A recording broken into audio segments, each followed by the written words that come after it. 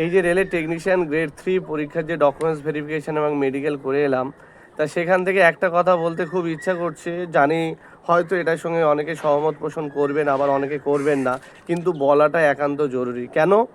কারণ সেখানে আমি দেখলাম যে আমাদের যে 40 জনের ডকুমেন্টস ভেরিফিকেশান হয়েছে, সেখানে 30 থেকে 32 জন অবাঙালি, এবং তাদের মধ্যে অনেকে বিহারি এবং ইউপির বাসিন্দা, আর বাঙালি মাত্র 8 থেকে 10 জন।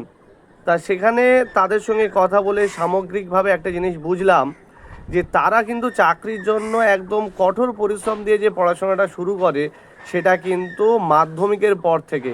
এবং মাধ্যমিকের পরে অনেকের দেখলাম যে মাধ্যমিকের পরে তাদের আইটিআই কোয়ালিফিকেশান আছে, বেশি হাই কোয়ালিফিকেশান নেই, কিন্তু তারা মাধ্যমিকের পর থেকে খুব কঠোরভাবে সেই পরিশ্রমটা শুরু করে। এবং বলতে গেলে আরও একটা বিষয় বলতে হয় যে তারা প্রারম্ভিক পর্যায়ের যে পড়াশোনা, যে আমি চাকরির জন্য কোন লাইনে যাব, কোন দিকের চাকরিটা আমার প্রয়োজন, বা নিটে যাব কি না, ইঞ্জিনিয়ারিংয়ে যাব কি না, সেটা কিন্তু তারা 7-8 থেকে শুরু করে।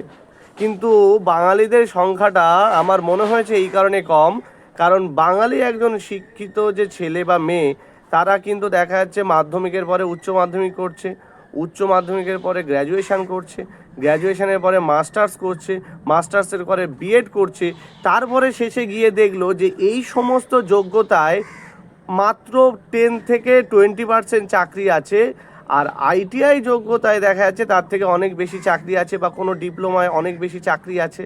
তখন কিন্তু তার আর কিছু করার থাকে না, কারণ অনেকটা বয়স পার হয়ে গেছে, সংসারের হয়তো কিছুটা সে দায়িত্ব নিয়ে ফেলেছে, বা বিভিন্ন কারণে তার সেই পরিস্থিতিটা তৈরি হয় না।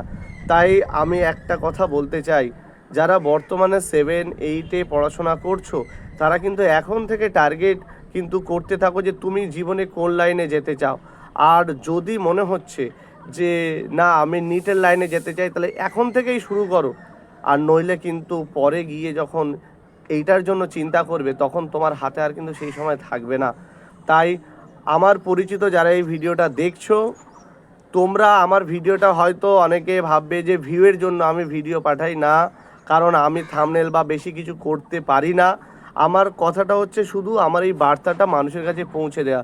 তোমরা সরাসরি পৌঁছে দাও, বা ভিডিওটা যদি চাও শেয়ার করেও পৌঁছে দিতে পারো, ঠিক আছে? আর একটা জিনিস, আমার কথা যদি ঠিক হয় বা আমার সঙ্গে যদি সহমত হও, তাহলে কমেন্টে সেই কথা জানিও। আর যদি আমার মধ্যে কোনো ভুল থাকে, সেই ভুলটা সংশোধন করে দিও, এইটুকু আমার অনুরোধ রইল। ঠিক আছে, আজকে এই পর্যন্ত থাকলো, পরে আবার দেখা হবে।